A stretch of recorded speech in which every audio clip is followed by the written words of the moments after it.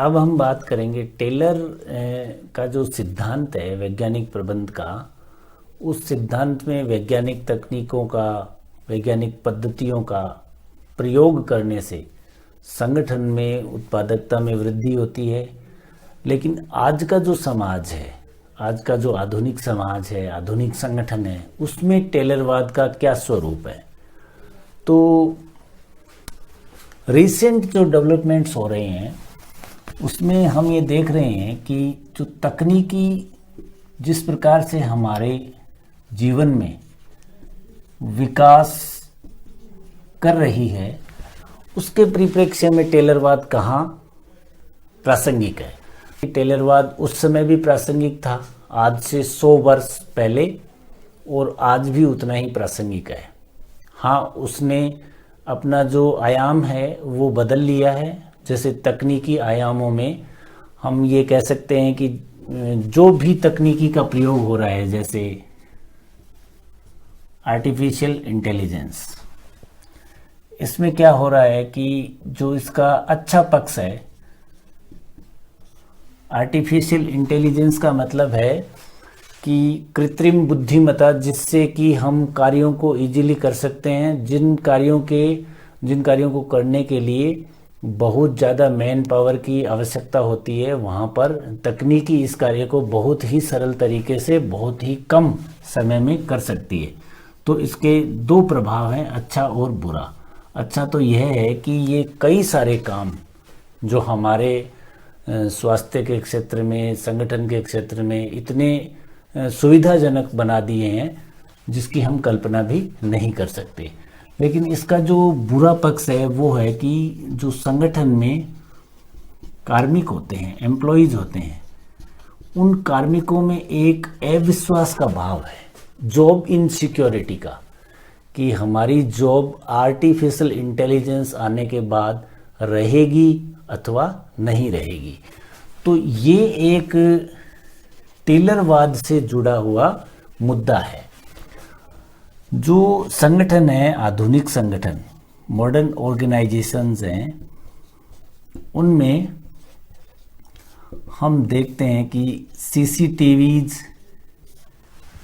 CCTV camera, biometrics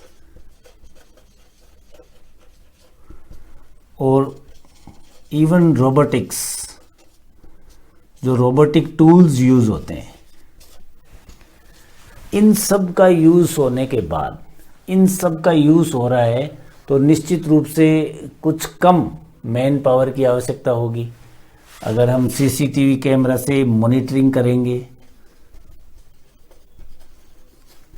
कार्मिकों की, तो बायोमेट्रिक से अगर उनका कार्य होगा या रोबोटिक टूल के माध्यम से कार्य होगा, तो बहुत सारा परिवर्तन जो कार्यकुशल, जो अकार्यकुशल श्रमिक हैं, उनमें आ जाएगा और इनमें एक अलगाव का भाव पैदा होगा संगठन में प्रबंध के प्रति।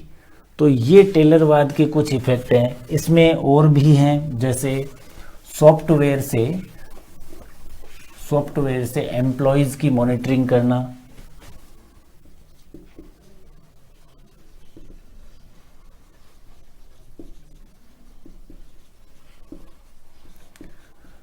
सॉफ्टवेयर के माध्यम से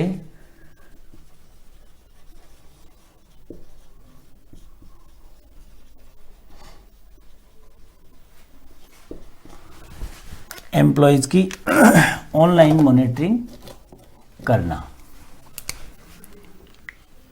और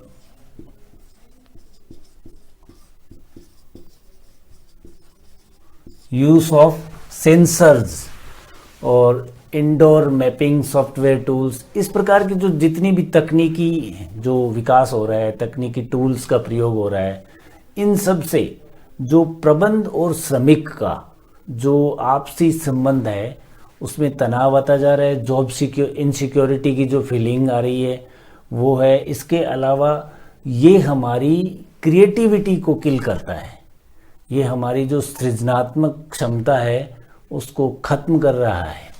तो ये एक बड़ा मुद्दा बनता जा रहा है कि ये हमारी क्रिएटिविटी है उसको नष्ट कर देगा। तो श्रमिक इस डर में रहते हैं, कार्मिक इस डर में रहते हैं कि हमारी जॉब इनसिक्योरिटी उनमें पैदा हो गई है। और जो आधुनिक वर्ल्ड ऑफ जॉब इनसिक्योरिटी, आधुनिक जो जमाना है वो वर्ल्ड ऑफ रोबोट्स,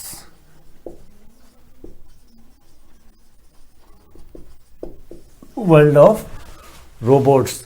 तो जो आलोचनाएं टेलरवाद की गई थी, श्रमिक को औद्योगिक रोबोट माना था, तो वो आलोचनाएं सच होती दिख रही हैं कि वर्ल्ड ऑफ रोबोट्स जो हमारे सामने आज है उसमें रोबोटिक्स का यूज हो रहा है। रोबोट ही रोबोट संगठन में, वो चाहे पब्लिक ऑर्गेनाइजेशन हो या प्राइवेट ऑर्गेनाइजेशन हो, बड़े बड़े जो आधुनिक संगठन हैं उनमें रोबोट्स का प्रयोग शुरू हो गया। तो ये जॉब इनसिक्योरिटी की भावना आ रही है। ये जो क्रिएटिविटी है इसको भी ये जो टेक्नोलॉजी है ये खत्म कर रही है। तो इस प्रकार के कुछ मुद्दे ऐसे हैं जो टेलरवाद के जो आधुनिक संगठनों से संबंधित है। फिर भी हम यह कह सकते हैं कि टेलरवाद पहले भी प्रासंगिक था और इस तकनीक के आने के बाद इस जो आधुनिक संगठनों का जो स्वरूप है उसमें भी टेलरवाद अपने नए रूप में प्रासंगिक रहेगा।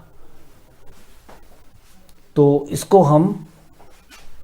हम ये कह सकते हैं कि ये टेलरवाद का एक प्रकार से पुनर्जन्म है। टेलरवाद अपने नए रूप में आज हमारे सामने उपस्थित है।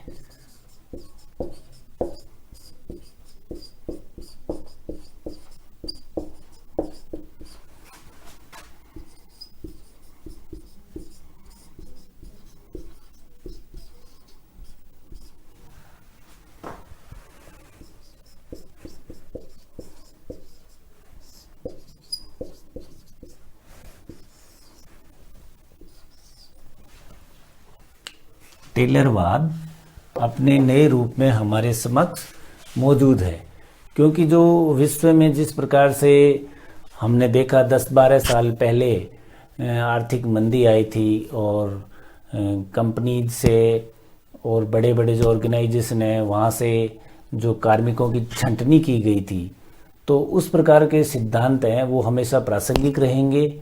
और जो कार्मिक, जो श्रमिक कार्यकुशल रहेगा, आने वाले समय में यह और भी प्रासंगिक हो जाएगा।